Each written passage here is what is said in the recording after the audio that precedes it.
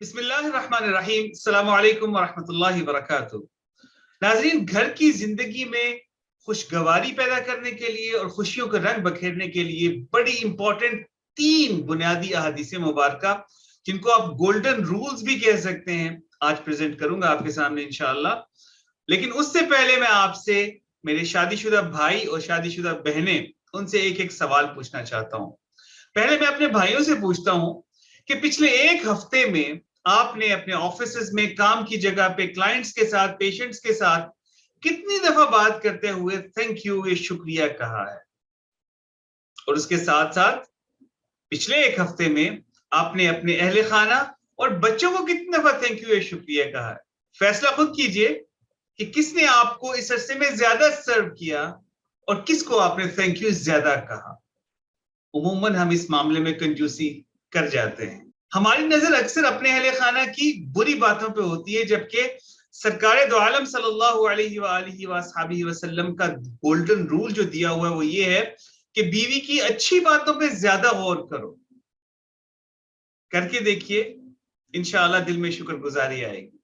اب میں پوچھتا ہوں اپنی بہنوں سے کہ پچھلے 1 ہفتے میں آپ نے کتنی دفعہ دل میں سوچا یا اپنی سہیلیوں سے اس بات کا اظہار کیا کہ ہائے فلاں کے میاں تو کتنے اچھے ہیں، میرے میاں کو تو یہ بھی پتہ نہیں، میرے میاں تو یہ بھی نہیں کرتے، میرے میاں تو یہ بھی نہیں کرتے۔ جبکہ اس کے بارے میں گولڈن رول سرکار دو عالم صلی اللہ علیہ وآلہ وصحبہ وسلم نے جو ہمیں دیا ہے وہ یہ ہے کہ عورتیں اس بات کا خیال کریں کہ اس کے میاں میں کیا کچھ ہے۔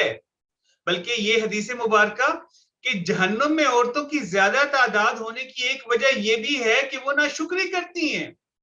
شوہر ان کے لیے بہت کچھ کرتا ہے، لیکن اگر کوئی ایک کام نہ کرے تو کہتی ہے مجھے تو اس سے کبھی سکھ ہی نہیں ملا۔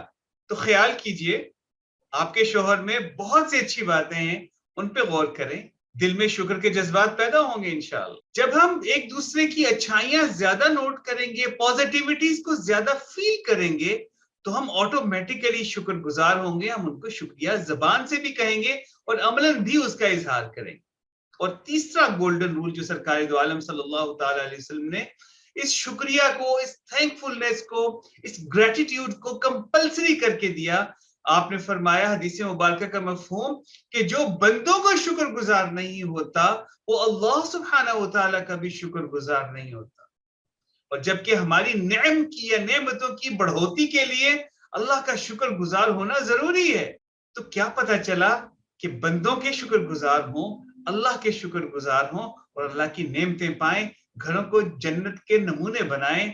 میں آپ کا بھی شکریہ ادا کر دوں کہ آپ نے ویڈیو کو دیکھا، اس کو سننے کا، شیئر کرنے کا بہت شکریہ۔ اللہ سبحانہ و تعالی ہم سب کا حامی و ناصر ہو۔ السلام علیکم ورحمۃ اللہ وبرکاتہ۔